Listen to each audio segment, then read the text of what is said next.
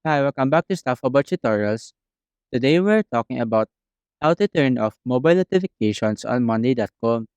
Maybe you are tired of constantly being interrupted by mobile notifications from Monday.com. So today I'm going to show you how to turn off mobile notifications on Monday.com.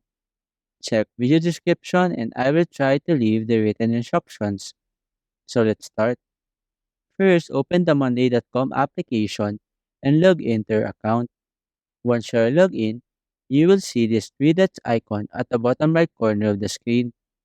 Simply tap on it to open the settings page. In this settings page, locate the option Notification Settings and simply tap on it. Here, you will now see this Mobile Notifications option. By default, this option is turned on, indicating that you keep on receiving application updates.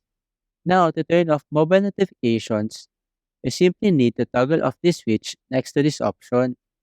After that, you now have successfully turned off mobile notifications on Monday.com.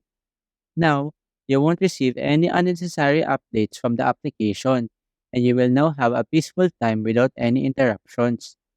There you go. If you wanted to know how to turn off mobile notifications on Monday.com, that is the easiest way I know how.